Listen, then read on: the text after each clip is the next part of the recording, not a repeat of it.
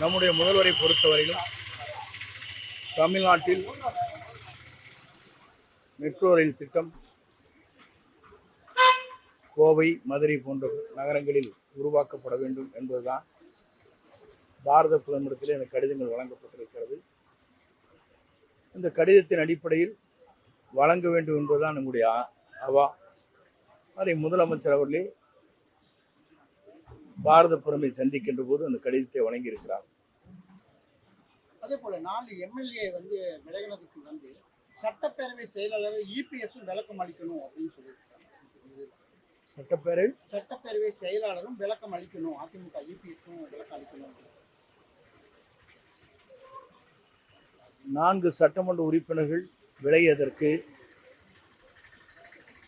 EPS முன்னிலையில் சட்டப்பேரவை தலைவர் அவர்கள் நேரடியாக விசாரணை மேற்கொள்வதற்காக கடிதங்கள் அனுப்பப்பட்டிருக்கிறது. அது சட்டப்பேரவை தலைவர் அவர்கள் அதற்கான முடிவுகளை மேற்கொள்வார். அதே போல கப்பாம்பூச்சி ஜனதா கட்சியினர் இது முதல் ஆரம்பம் தான், எங்களுடைய ஆர்ப்பாட்டத்தில் தர்மேந்திர பிரதான் பதவி விலகியிருக்காரு, இந்த நீட்டு நாங்கள் மறுபடியும் தொடருவோம் அப்படிங்கிற மாதிரி சொல்லி ஒவ்வொருவருக்கும் இருக்கின்ற உணர்வுகள். நீட் தேர்வை பொறுத்தவரையிலும் எங்களுடைய கட்சியினுடைய முதல்வருடைய கொள்கை முடிவு அதுதான்.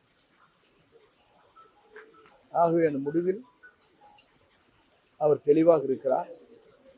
அதே நேரத்தில் ஆட்சி என்பது சரியான முறையில் அதை எடுத்துச் செல்ல வேண்டும் என்ற நோக்கத்தோடு அந்த உணர்வுகளை பாரத பிரதமரிடத்திலே வெளிப்படுத்தி இருக்கிறார்கள். நீட் தேர்வு தமிழ்நாட்டில் மட்டுமல்ல, தமிழ்நாட்டு மாணவர்களுக்கு அது பெரிதும் பாதிப்பாக இருக்கிறது என்பதை உணர்த்தி இருக்கிறார். அதே போல லஞ்ச ஒழிப்புத்துறை பல்வேறு பகுதிகளில் அதிகாரிகள் சோதனை பண்றாங்க. நாமக்கல்ல வருவாய்த்துறை அதிகாரிகள் எங்களுடைய மொபைல்ல 5000 10,000 வைக்க முடியல, உறவினர்களுக்கு கூட எங்களுக்கு பணம் அனுப்ப முடியலன்னு சொல்லி ஒரு ஆர்ப்பாட்டம் பண்ணியிருக்காங்க. பொதுவாக ஒவ்வொரு துறையிலும் இருக்கின்றவர்களுக்கும் ஒவ்வொரு குறைபாடுகள் இருக்கக்கூடும்.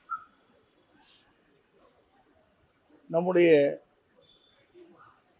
விஜிலன்ஸ் ஆன்டி கரப்ஷன் என்று சொல்லப்படுகிற அந்த துறை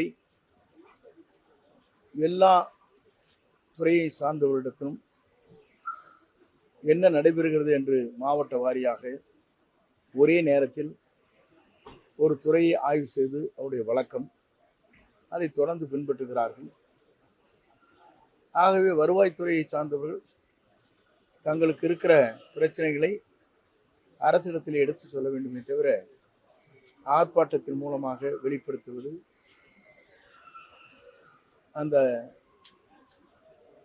துறையின் செயலிடத்திலே அதை சொல்லியிருக்க வேண்டுமே தவிர வேறொன்றுமில்லை.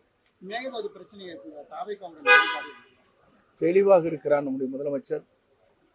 மேகதாது அணையை பொறுத்தவரையிலும் ஒரு செங்கலை கூட அவர் எடுத்து வைக்க கூடாது, கொடுக்க அனுமதிக்க மாட்டேன் என்பதுதான் நம்முடைய முதலுடைய கொள்கை முடிவு. தொடர்ந்து பட்டாசு விபத்துகள் ஏற்பட்டு இருக்கு. அங்க இருக்கக்கூடிய பட்டாசுகளில் ஆய்வு செய்யணும்.